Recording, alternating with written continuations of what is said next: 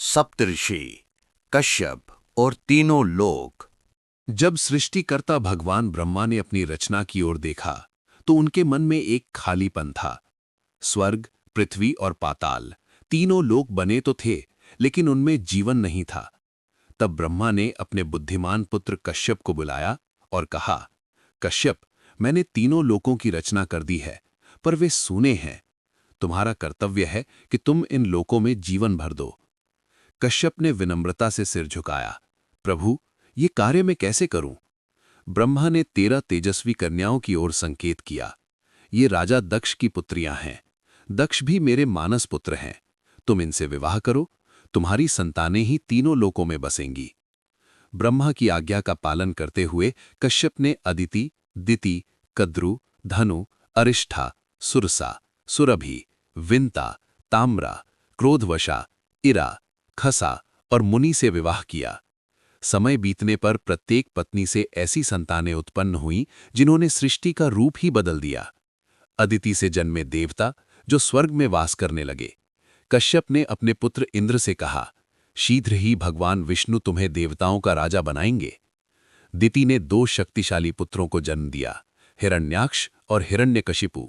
उसने गर्व से कहा, मेरे पुत्र भी देवताओं जैसे होंगे। कश्यप बोले, नहीं, ये दैत्य होंगे। ये सुनकर दिति क्रोधित हो गई, पर कश्यप ने उसे आश्वासन दिया, तुम्हारे पुत्र अत्यंत बलशाली, बुद्धिमान और युद्धों में विजयी होंगे। दैत्य पाताल लोक में रहने लगे। धनु के पुत्र दानव कहलाए।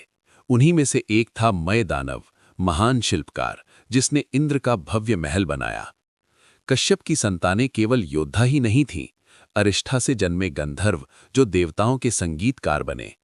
मुनि से जन्मी अप्सराएं जिनके नृत्य से स्वर्ग आनंदित उठ उठा। इरा वनस्पतियों और औषधियों की माता बनी। ताम्रा की संतानें पक्षी और पशु बनी। क्रोधवशा से जन्मे पिशाच भयावह आत्माएं थे। एक दिन कश्यप ने कद्रु और विंता से पूछा कि वे कैसी संतान चाहती हैं। कद्रु ने हजारों नागों की कामना की। विंता ने 2 वीर पुत्र मांगे जो सबसे अधिक शक्तिशाली हों। कद्रु से नाग उत्पन्न हुए, शेष, वासुकी और तक्षक जैसे महान नाग। विंता के पुत्र थे अरुण, सूर्यदेव के सारथी, और गरुण, पक्षियों के राजा। खसा के 2 पुत्र हुए, यक्ष जो महान जादूगर बने और राक्षस जो क्रूर स्वभाव का था। दुखी होकर खसा बोली, मेरे ही पुत्र इतने निर्दयी क्यों? कश्यप ने कहा, संसार में अच्छाई और बुराई दोनों आवश्यक हैं।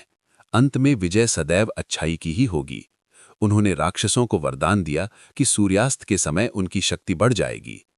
इस प्रकार कश्यप और उनकी पत्नियों ने ब्रह्मा की आज्ञा से तीनों लोकों को जीवन से भर दिया। देव, दैत्य, गंधर्व, अप्सरा, नाग, पक्षी और मनुष्य, और इसी संतुलन से ये सृष्टि आज तक चल रही है।